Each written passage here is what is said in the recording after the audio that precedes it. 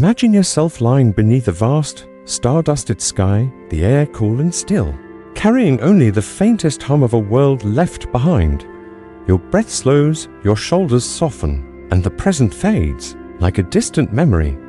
Tonight, we step softly into the dust-choked trails of the Third Crusade, a time when faith and hardship wove lives together under a relentless sun. This is not a tale of clashing swords or thundering hooves, but a quiet journey through the lives of those who walked, waited, and endured. Picture the endless horizon of the Levant, where a nameless soldier trudges forward, his boots worn thin, his heart heavy with doubt. Feel the weight of a king's ambition and a sultan's resolve, their minds locked in a silent duel across battle lines. Sense the mystery of lost relics, sacred to some, mere objects to others, yet powerful enough to spark wars, and step inside the stone walls of a Templar fortress, where candlelight flickers over lives bound by discipline and devotion. This is a story told, slowly, deliberately, with the rhythm of a lullaby. Each word is chosen to guide you deeper into a world both foreign and familiar, where the past whispers softly to the present. Let the details the scent of stale bread, the creak of armor, the murmur of prayers wrap around you like a warm blanket. Whether you listen closely or let your mind drift, this journey is yours to take at your own pace, easing you toward rest, reflection, or perhaps a gentle slide into sleep. The dawn breaks over a camp sprawled across a dry, rocky plain somewhere in the Levant, and you are awake, though you scarcely slept. The air is already warm, thick with the scent of dust and unwashed bodies, and the faint buzz of flies is a constant companion. You are a foot soldier in Richard the Lionheart's crusading army, one of thousands bound for a city called Jerusalem, a place you've never seen but have been told is holy. Your world is not one of grand battles or heroic deeds, but of endless walking, gnawing hunger, and the weight of survival. Imagine yourself here, rising from a thin blanket spread over hard earth, your muscles aching, your skin gritty with sweat and sand. This is the rhythm of your life, and it is unrelenting. Your tent, if you can call it that, is little more than a sagging canvas tarp strung between two poles, shared with half a dozen others. The fabric smells of mildew, and the ground beneath is uneven, studded with pebbles that press into your back through the night. You roll to your feet, brushing away the dust that clings to your tunic. Though it's a futile gesture, dust is everywhere, in your hair, your mouth, the folds of your clothes. Your boots, patched and worn, offer little protection, the soles are thin, and you can feel every sharp stone beneath your feet. You pull them on, wincing as they rub against yesterday's blisters, and step out into the camp. The camp itself is a sprawling, chaotic thing, a sea of tents and makeshift shelters stretching across the plain. The air carries the sounds of men waking, no murmurs, the clank of metal, the occasional cough or groan. Fires smolder here and there, tended by soldiers trying to coax warmth from damp wood. The scent of smoke mingles with the sour tang of unwashed wool and the faint, ever-present stink of latrines dug too close to the camp's edge. You move toward the fire nearest your tent, where a man is distributing rations. Breakfast is the same as it has been for weeks, a hunk of bread, dry and crumbling, and a cup of water drawn from a nearby stream. The bread is speckled with grit, and the water tastes faintly of earth, but you eat and drink without complaint. Hunger is a familiar companion, and you've learned not to expect more.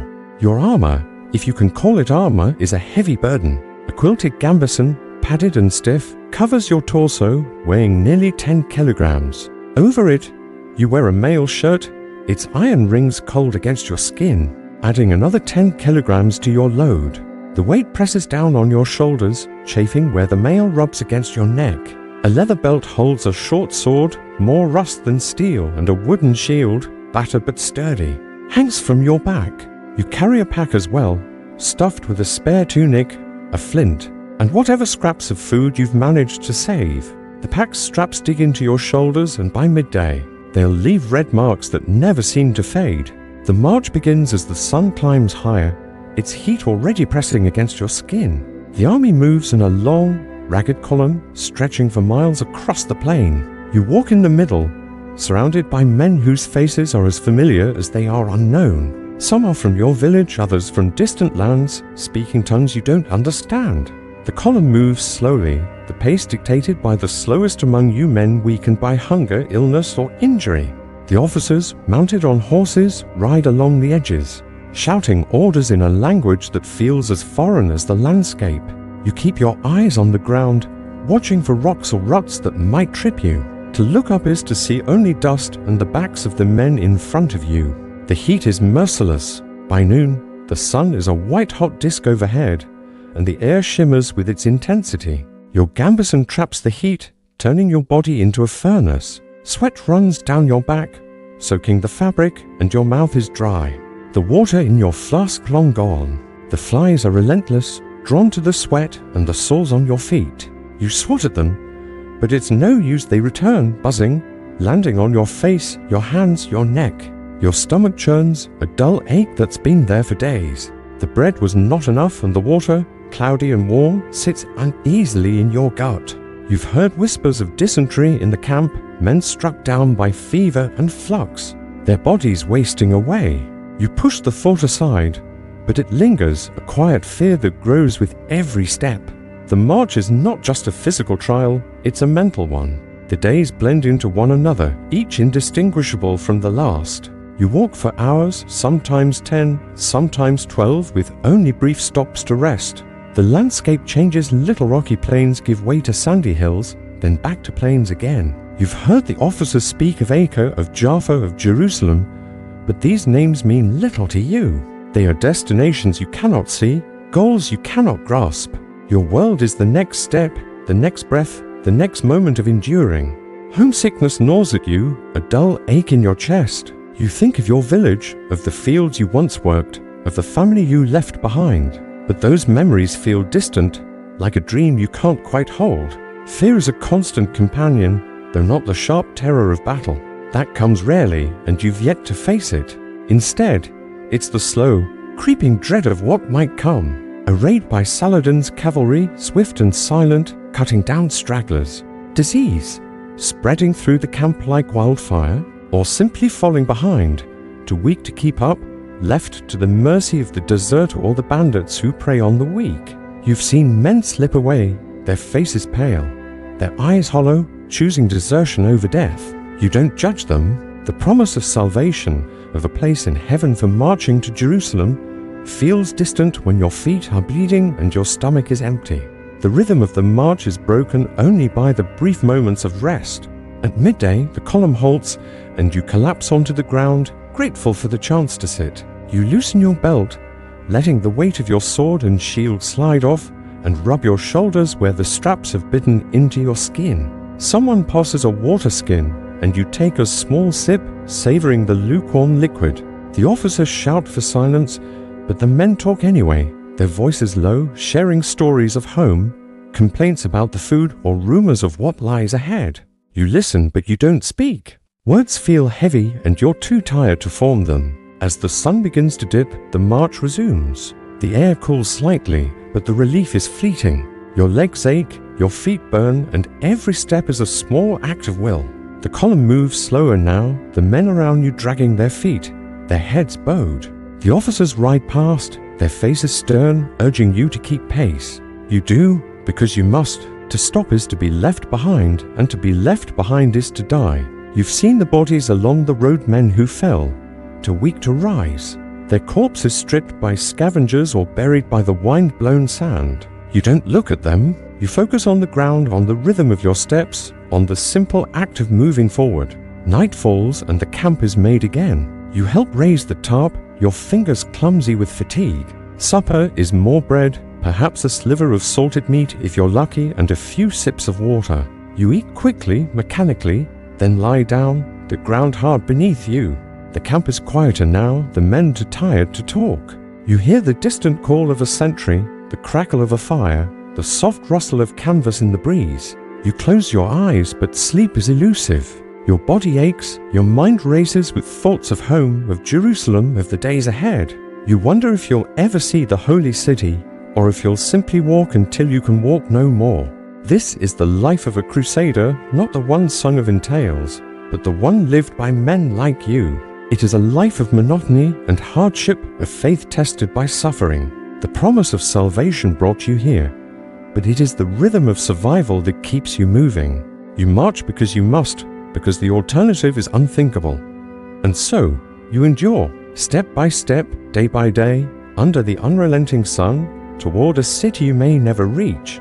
Let your mind drift now away from the dust-choked trails of the Crusaders' march, to a broader canvas where two men, bound by ambition and faith, shape the course of history without ever crossing swords. Imagine yourself standing on a low hill, the air warm and heavy, the horizon stretching toward a distant city you've heard called Jerusalem. Below, armies move like pieces on a vast chessboard, their banners fluttering in the breeze, their steps deliberate and unhurried. This is the Third Crusade, and at its heart are Richard the Lionheart and Saladin, two leaders whose names echo through time not for a single clash of steel, but for a quiet, calculated struggle that unfolded over months and miles. Theirs was a duel of minds, of strategies, of moments when humanity flickered through the fog of war. Let this story wrap around you, its rhythm steady and soothing, as we walk gently through their world. It is the summer of 1191. And the city of Acre has just fallen to the Crusaders after a siege that stretched for nearly 2 years. Picture the scene, the city's walls, weathered by battering rams and catapults, stand silhouetted against the sea, their stones stained with soot and dust. The air carries the faint tang of salt, mingled with the acrid scent of burning pitch and the earthy smell of sweat-soaked leather. The Crusader camp, a sprawl of tents and makeshift shelters, hums with the low murmur of exhausted men, their voices blending with the creak of wagons and the clank of armor being repaired. You are not a soldier now, but an observer, standing just beyond the fray, watching as two men Richard of England and Salahuddin Ayyubi, known as Saladin, navigate the delicate balance of war and diplomacy. Let's begin with Richard, a man whose very name conjures images of chivalry and conquest. Born in 1157 in Oxford, Richard Plantagenet was the third son of King Henry II and Eleanor of Aquitaine, a couple whose court was a crucible of power and intrigue. Imagine him as a young man, tall and broad-shouldered, with hair the color of burnished copper and eyes that seemed to pierce through doubt. His voice, deep and commanding, could rally men to follow him into the unknown, and his presence carried the weight of a born leader. Raised in the courts of Aquitaine, under his mother's influence, Richard grew to love the ideals of knighthood, poetry, music, and the art of war. Yet, he was not a man of patience or subtlety. His ambition burned brightly, often outshining his interest in the mundane tasks of ruling. The Third Crusade, called in response to Saladin's capture of Jerusalem in 1187, was for Richard a chance to carve his name into history, to win glory in the name of faith. Richard's journey to the Holy Land was a saga in itself. Picture the preparations in England and France, the gathering of ships, the recruitment of men, the stockpiling of grain and weapons. The air in the ports of Marseille and Messina buzzed with activity, the creak of ropes and the shouts of sailors mingling with the low hum of prayers. Richard sailed in 1190, his feet battered by Mediterranean storms, his progress slowed by political quarrels. In Sicily, he clashed with King Tancred over dowries and alliances in Cyprus. He conquered the island in a swift campaign, seizing its wealth to fund his crusade. By the time he reached Acre in June 1191, the city was already under siege by a coalition of crusaders. Their camps stretched along the coast, their bodies worn by hunger and disease. Richard's arrival was a spark in a weary army. Imagine him stepping onto the shore, his armor gleaming despite the dust, his banner a red cross on a white field unfurling in the breeze. He brought fresh troops, siege engines, and an unshakable resolve to break Acre's defenses. The siege of Acre was a grueling affair, a test of endurance as much as skill. Picture the Crusader camp, rows of tents sagging under the sun, the ground trampled into mud, the air thick with the scent of unwashed bodies and rotting food. Siege towers, tall and unwieldy, creaked as they were rolled toward the walls, their wooden frames groaning under the weight of men and stones. Catapults launched rocks that thudded against the fortifications, each impact sending up clouds of dust. Richard, though struck by illness likely of fever or scurvy, refused to rest. Imagine him lying on a litter, his face pale but his eyes sharp, directing the placement of siege engines, his voice cutting through the chaos. The defenders, loyal to Saladin, fought back with arrows and boiling oil, their shouts echoing across the plain. The air was a cacophony of sounds, the twang of bowstrings, the crack of splintering wood, the cries of the wounded. Yet Richard's presence steadied the Crusaders, his determination a quiet force that pushed them forward. Now, let your mind drift across the battlefield to Saladin's camp. Perched in the hills overlooking Acre, Saladin Ayyubi, born in 1137 in Tikrit, was a man of different mold. A Kurd by birth, he rose from humble beginnings to become the unifier of the Muslim world. Picture him standing outside his tent, his robes simple but finely woven, his beard neatly trimmed, his eyes scanning the horizon with a calm that belied the weight of his command. Unlike Richard, whose charisma was loud and commanding, Saladin's authority was quiet, rooted in piety and intellect. His early years were spent in the service of the Zengid dynasty, learning the arts of war and governance under his uncle Shirkuh. By 1174, he had become the Sultan of Egypt and Syria, his power built on a foundation of military victories and diplomatic skill. His capture of Jerusalem in 1187, after the crushing victory at Hattin, made him a hero to his people and a spectre to the Crusaders. Saladin's camp was a world apart from the Crusaders. Imagine the scene, tents of woven wool, their colors muted by dust, stretching across the hills. The air carries the scent of roasted lamb, the faint sweetness of dates, and the low hum of evening prayers. Men move quietly, tending horses or sharpening blades, their voices soft as they share stories of home. Saladin himself was known for his accessibility, often sitting among his men, listening to their concerns, his presence a steadying force. Stories of his mercy circulated widely, freeing prisoners, sending aid to the poor, even offering fruit and ice to Richard during his illness. Yet Saladin was no idealist. His compassion was tempered by pragmatism, his decisions guided by a keen understanding of power. He knew the Crusaders were a formidable foe, and he prepared his forces with care, his scouts shadowing their every move. The fall of Acre in July 1191 was a bitter blow for Saladin, but it was not the end. Picture the surrender, the city's gates opening slowly, the Crusader banners raised, the defenders marching out under a heavy sky. Saladin watched from the hills, his face unreadable, his mind already turning to the next move. Richard, impatient for progress, pushed his army southward toward Jaffa and Jerusalem. This set the stage for the Battle of Arsuf, fought on September 7, 1191, a moment that encapsulated the tension between these two leaders. Imagine the coastal plain, the sea to the west, its waves a steady rhythm, the hills to the east, dotted with Saladin's cavalry. The Crusader army marched in a tight column, their shields raised against a rain of arrows. Saladin's strategy was to harass, to wear down the Crusaders with swift raids, hoping to break their discipline. Picture the scene, the twang of bows, the thud of arrows striking wood, the shouts of men holding their line. Richard, riding at the center, kept his army steady, his orders clear despite the chaos. The battle turned when the Hospitaller Knights, frustrated by the relentless attacks, broke ranks and charged. Richard seized the moment, unleashing his heavy cavalry in a thunderous counterattack. Imagine the ground shaking, the air filled with the clash of steel and the cries of horses. Saladin's forces, caught off guard, retreated in good order, their losses heavy but not catastrophic. Arsuf was a victory for Richard, but not a decisive one. Saladin's army remained intact, its morale bolstered by his leadership.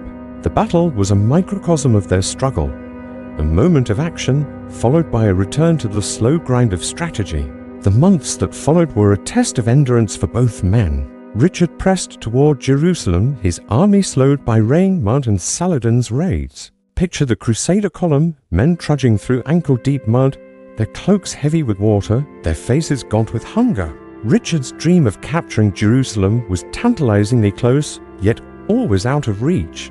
The city's walls, reinforced by Saladin's engineers, loomed in the distance, a prize he could not claim without risking his army's destruction. Saladin, meanwhile, faced his own challenges. His coalition of Muslim rulers was fragile, held together by his charisma and victories.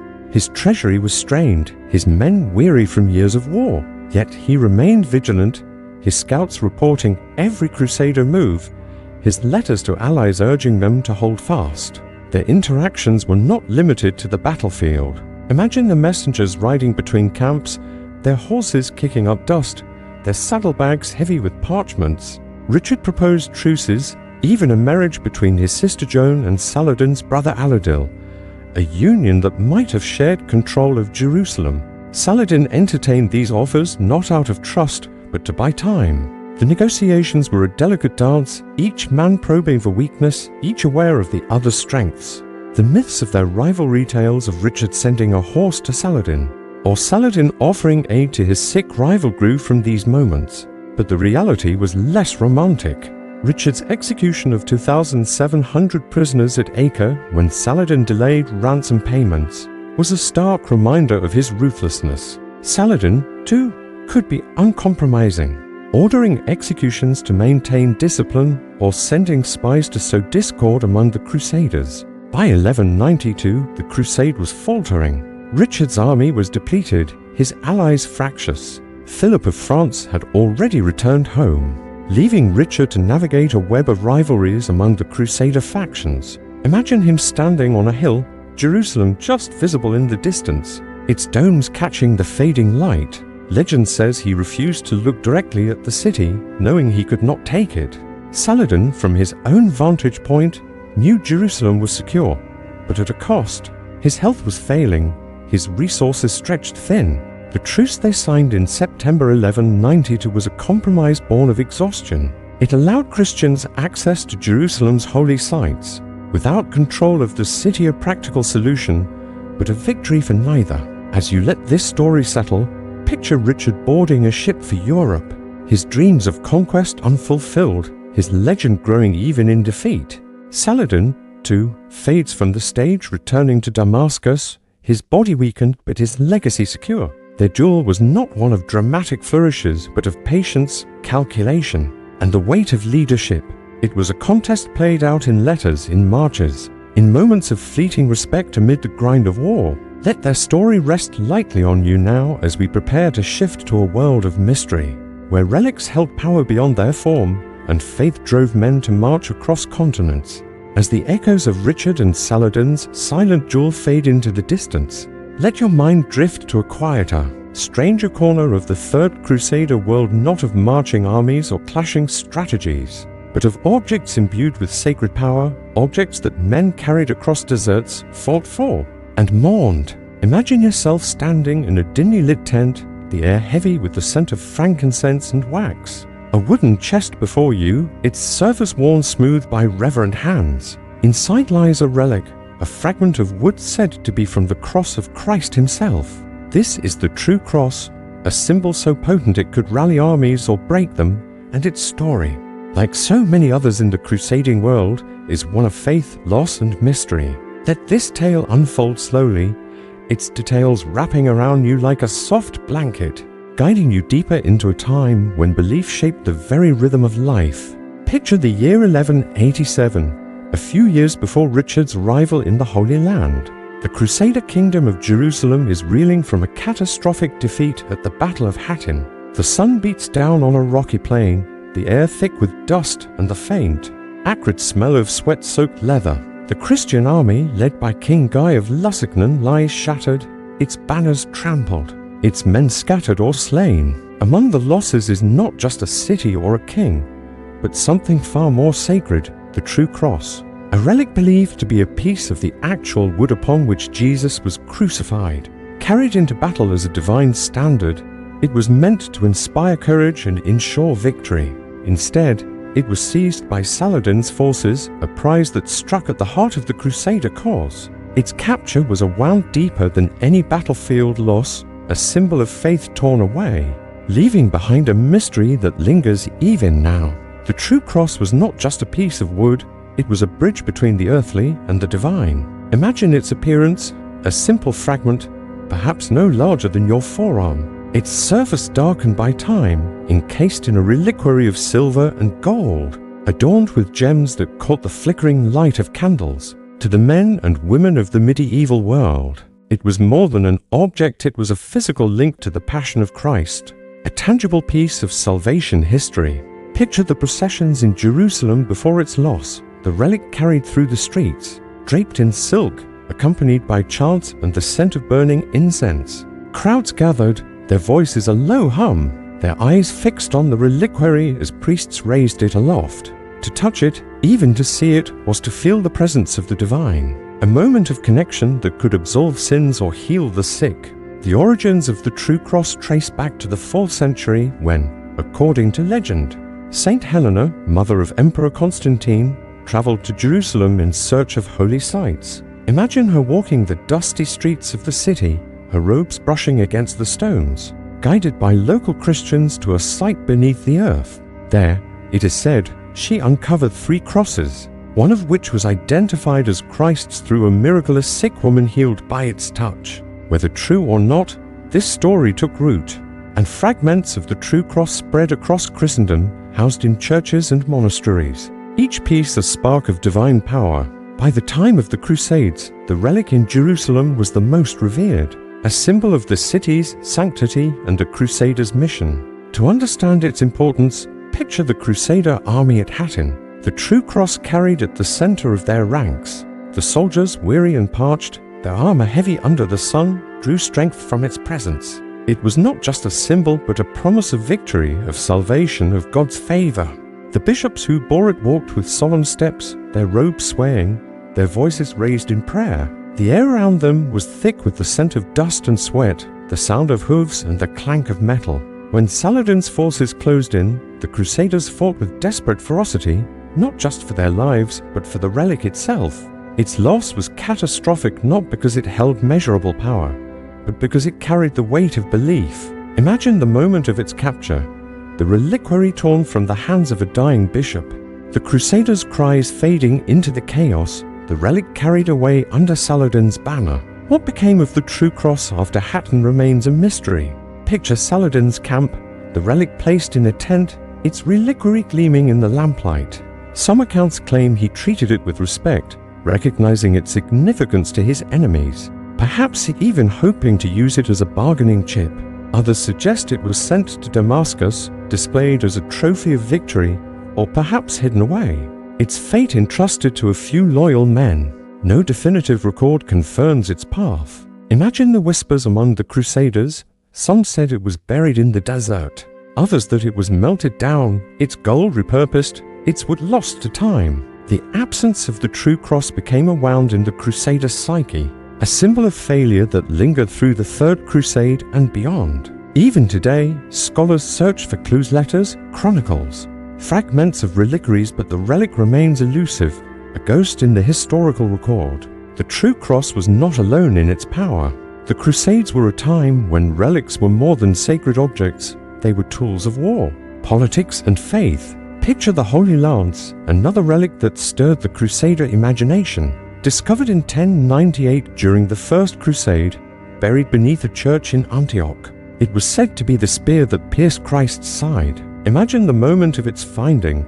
A monk named Peter Bartholomew, guided by a vision, digging through the earth, the air thick with the scent of damp stone and candle wax. When the lance was unearthed, its rusted iron held aloft, the Crusaders wept, their morale restored. Whether genuine or not, it became a rallying point, carried into battle like the true cross. Its presence a reminder of divine favor. Yet, like the cross, its authenticity was questioned even in its time. A blend of faith and skepticism that defined the crusading era. Other relics abounded, each with its own story. Imagine a Crusader knight, his armor dented, clutching a small reliquary containing a bone of Saint John the Baptist, or a fragment of Saint Mary Esvail. These objects were carried in pouches, worn around necks, or housed in ornate caskets, their surfaces etched with prayers. The air around them was heavy with the scent of myrrh, the sound of murmured devotions. Relics were not just personal talismans, they were political tools. Picture a bishop presenting a relic to a wavering ally, its presence sealing a pact, or a king gifting a fragment to a distant monastery, securing loyalty across seas. Saladin, too, understood their power. His capture of the True Cross was not just a military victory, but a propaganda coup, a message to his people that the Crusaders' God had abandoned them. The obsession with relics was rooted in a worldview where the sacred and the mundane were intertwined. Imagine a Crusader camp at dusk, the sky streaked with gold, the air cooling as fires are lit.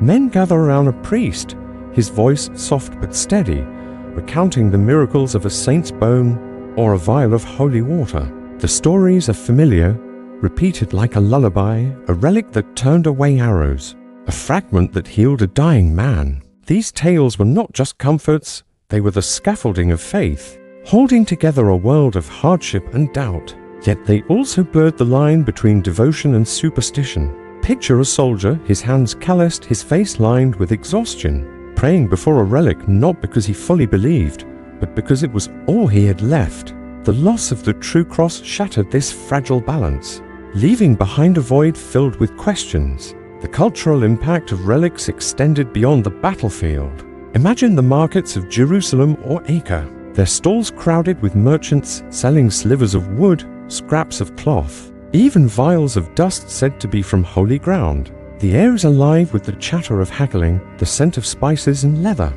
the clink of coins changing hands. Some relics were genuine, certified by church authorities, others were forgeries, crafted to exploit the desperate or devout.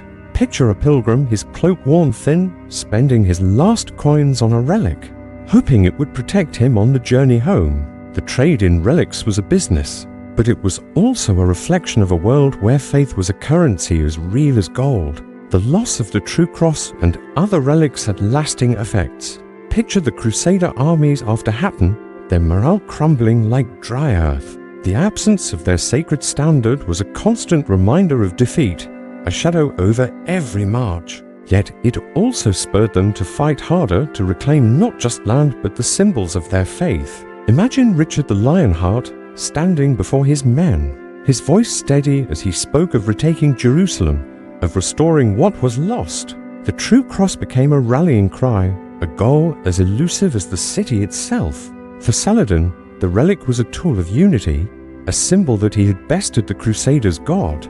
Yet he, too, faced the weight of belief, his own people looking to him to protect their sacred sites, their own relics of faith. As you let this story settle, imagine standing once more in that tent, the reliquary before you, its surface catching the light.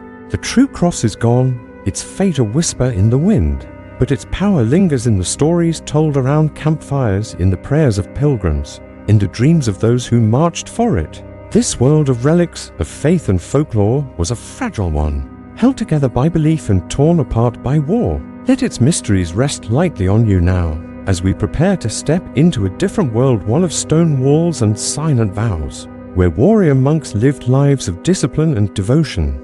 As the mystery of the True Cross fades into the quiet corners of your mind, let your thoughts drift to a different world, one of stone walls and flickering candlelight, where the rhythm of life was shaped by discipline and devotion. Imagine yourself standing at the gates of Acre, the city newly reclaimed by the Crusaders in 1191, its fortifications rising like silent sentinels against the sea.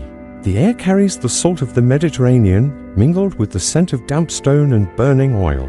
Beyond these walls lies the Templar fortress, a stronghold of the Knights Templar, warrior monks whose lives were a paradox of austerity and privilege, faith and warfare. Step softly into their world, where every moment was governed by vows, where silence was sacred, and where the weight of duty pressed as heavily as any armor. Let this story unfold slowly, its details wrapping around you like a gentle tide, easing you toward rest. Picture the fortress itself, a massive structure of pale limestone, its walls thick and unyielding, built to withstand sieges and time. The outer defenses are lined with towers, their battlements manned by sentries whose cloaks flutter in the coastal breeze. The air is alive with subtle sounds, the distant crash of waves, the low murmur of prayers, the faint clink of metal as guards shift their weight. Inside, the fortress is a labyrinth of courtyards, halls and chambers, each designed with purpose. The stones are cool to the touch, worn smooth by years of footsteps, and the air carries the faint scent of wax, incense and polished wood. This is not just a military outpost but a cloistered world, where the Templars lived lives of rigid order, their days a rhythm of prayer, training, and silent reflection. You are not a knight, but imagine yourself as a silent observer, slipping through the heavy wooden gates into the heart of the fortress. The Templars, officially the poor fellow soldiers of Christ and of the Temple of Solomon, were an order founded in 1119 to protect pilgrims in the Holy Land. By the time of the Third Crusade, they were a powerful force, both military and financial. Their white mantles emblazoned with red crosses a symbol of their sacred mission, yet their lives were not ones of ease. Picture a Templar knight rising before dawn, his breath visible in the cool air of his stone cell. His bed is a simple pallet, a thin mattress of straw covered with a woolen blanket. The room bare save for a wooden cross on the wall and a small chest for his belongings. The air smells faintly of damp stone and the oil used to clean his armor. The day begins with prayer, as it always does. Imagine the knights gathering in the fortress chapel, a vaulted chamber lit by candles that cast long shadows across the stone floor. The air is thick with the scent of beeswax and myrrh, the sound of Latin chants rising in a steady, soothing cadence. The knights stand in rows, their heads bowed, their white mantles draped over chain mail. The rule of the Templars, a strict code inspired by the Cistercian monks, dictates 7 prayer services a day, beginning with matins in the pre-dawn hours. Picture the scene: the flicker of candlelight, the soft rustle of fabric, the low hum of voices reciting psalms. The words are familiar, repeated daily, a comforting rhythm that binds the knights together. Even in a fortress surrounded by war, this moment is one of peace, a reminder of their vow to serve God above all. After prayer, the knights move to the refectory for breakfast, a meal taken in silence. Imagine the long wooden tables, their surfaces scarred from years of use, lined with benches where the knights sit in orderly rows. The air carries the scent of fresh bread baked in the fortress ovens, and the faint tang of watered wine. The meal is simple but nourishing: bread, a portion of boiled vegetables, perhaps a slice of cheese or salted fish. The Templar rule allows meat 3 times a week, a privilege compared to the meager rations of the foot soldiers outside the walls. But it is never lavish. Picture a knight breaking his bread, his hands calloused from training, his movements deliberate. Silence is enforced, broken only by the clink of wooden bowls or the soft tread of a servant bringing water. A lector, one of the knights, reads from scripture, his voice a steady drone that fills the room, guiding the men's thoughts toward piety. The morning is given to training, a relentless routine that keeps the knights ready for battle. Picture the inner courtyard, its ground packed hard by countless boots, surrounded by high walls that block the sun. The air is warm now, carrying the metallic scent of polished steel and the faint musk of horses stabled nearby. The knights practice with swords and lances, their movements precise, their armor clanking softly with each step. Imagine a knight, his mail heavy on his shoulders, sparring with a brother, their blades meeting with a dull thud. The training is not just physical but mental, a test of discipline and focus.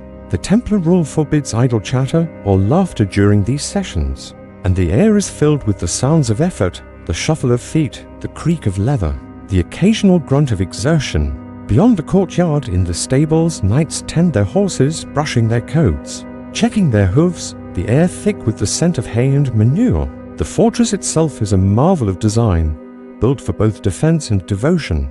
Picture its layout: a central keep surrounded by walls with barracks, armories, and storehouses arranged in a precise grid. The walls are punctuated by arrow slits, allowing archers to defend without exposure. The air inside is cool, the stone absorbing the heat of the day, and narrow corridors lead to chambers where the knights work and pray. Imagine the scriptorium, where a few literate knights copy manuscripts, their quills scratching softly on parchment, the air scented with ink and vellum. The treasury, locked and guarded, holds the order's wealth: gold, silver, and relics, its air heavy with the weight of secrecy. Every detail of the fortress reflects the Templars' dual role: warriors of faith, protectors of the sacred. Yet life within these walls was not without tension. Picture the knights at midday, gathering for the service of sext, their voices rising in prayer, but their minds sometimes elsewhere. The Templar rule demanded vows of poverty, chastity, and obedience, but these were not always easy to keep. Imagine a young knight, his face still smooth, struggling with thoughts of home, of the family he left behind, or the temptations of the world beyond the walls. The rule was strict: no personal possessions, no contact with women, no deviation from the order's commands. Breaches were punished with penance fasting, extra prayers, or, in severe cases, expulsion. The air in the fortress could feel heavy with unspoken doubts. The silence a shield, but also a burden. The Templars were not just warriors, they were a political force, caught in the rivalries of the crusader factions. Picture a meeting in the chapter house, a high-ceilinged room lit by torches, where the Grand Master and senior knights discuss strategy. The air is thick with the scent of burning resin, the walls adorned with simple crosses. The Templars, loyal to the Pope, often clashed with secular leaders like Richard the Lionheart, whose ambitions sometimes outstripped their own. Imagine the tension, voices low but firm, debating whether to support a march on Jerusalem or to hold Acre. The Hospitallers, another military order, were rivals, their fortress nearby a constant reminder of competing loyalties. The air carried whispers of betrayal, of knights suspected of disloyalty or corruption, though such accusations were rarely spoken aloud. The contradiction of the Templars. Lives were stark. They lived in relative luxury compared to the foot soldiers, yet their vows bound them to austerity. Picture their dining hall at supper, the tables set with linen, a rare indulgence. The air warm with the scent of roasted mutton and herbs. The knights ate better than most, their bodies strong for battle, but every bite was governed by the rule. They could not speak, could not take more than their share, could not linger. Imagine a knight, his plate half empty, his eyes fixed on the cross above the table, wrestling with the temptation to ask for more. Their robes were fine, their horses well-bred, their weapons sharp, but these were tools of their mission, not personal wealth. The air in the fortress was one of constant vigilance, not just against enemies outside, but against the weaknesses within. The evenings were for prayer and rest, though rest was never guaranteed. Picture the knights filing into the chapel for vespers, the air now cool, the candles burning low. The chants are softer now, a lullaby of faith that soothes the soul. Afterward, they retire to their cells, the stone walls closing around them like a cocoon. The air is still, broken only by the distant call of a sentry or the creak of a shutter in the breeze. Sleep comes slowly, the mind turning over the day's duties, the weight of vows, the uncertainty of tomorrow. Some nights dream of battle, others of home, but all are bound by the rhythm of their lives, a cycle of prayer, training, and silence that holds them together. The Templars' world was one of contrasts, strength and vulnerability, wealth and poverty, faith and doubt. Imagine standing in the courtyard at night, the stars bright above, the fortress a shadow against the sky. The air is cool now, carrying the scent of salt and stone. The sound of waves a constant reminder of the world beyond. The Templars were warriors, yes, but also monks. There lives a delicate balance between the sword and the cross. Their fortress at Acre was a sanctuary, but also a prison, its walls protecting them even as they confined them. Let this image linger, the rhythm of their lives a steady pulse, as we prepare to draw this journey to a close. As the stone walls of the Templar fortress at Acre fade into the quiet corners of your mind, let your thoughts settle, like dust after a long day's march, into a place of calm reflection. The world of the Third Crusade, with its endless trails, its sacred relics, its clashing ambitions, and its cloistered vows, feels distant now, yet its echoes linger softly, like the sound of waves against a far-off shore. Imagine yourself stepping back from that world, the heat of the Levantine sun giving way to the cool, gentle air of the present. Your breath slows, your shoulders soften, and the weight of history lifts, leaving only a quiet sense of connection to those who lived so long ago. This is the end of our journey, a moment to pause, to reflect, and to let the past guide you toward rest. Picture yourself standing on a low hill, the landscape of the Holy Land stretching before you. The air is still, carrying the faint scent of dry earth and salt, the sounds of a crusader camp murmured prayers, the creak of armor, the distant neigh of horses fading into silence. You've walked with a nameless foot soldier, his steps heavy with exhaustion, his heart torn between faith and doubt. You've stood in the shadow of Richard the Lionheart and Saladin, their duel a quiet contest of wills played out across dusty plains. You've gazed upon the mystery of the true cross, a relic that held the hopes of thousands, now lost to time, and you've slipped inside the walls of Acre where Templar knights lived lives of discipline, their silence a testament to their devotion. Each story, each moment, is a thread in the tapestry of the Third Crusade, a time when faith and hardship wove lives together under an unrelenting sun. The Third Crusade was not a tale of triumph or defeat, but of endurance. Picture the men and women who lived it, the soldier, his boots worn thin, marching toward a city he might never see, the king, his ambition tempered by the limits of his army, the sultan, his resolve rooted in duty to his people, the knight, his prayers a shield against the chaos of war. Their lives were shaped by a rhythm of struggle and belief, each day a step forward, each night a moment of fleeting rest. The air they breathed was heavy with dust and incense, their world alive with the sounds of hooves, chants and a distant clash of steel. Yet beneath it all was a shared humanity, a longing for meaning, for peace, for something greater than themselves. Consider the soldier waking each morning to the same dry bread, the same burning sun, his body aching but his steps steady. His faith, though tested by hunger and fear, was a quiet force, a whisper that kept him moving. Imagine Richard standing on a hill, Jerusalem just out of reach, his dreams of glory softened by the weight of responsibility.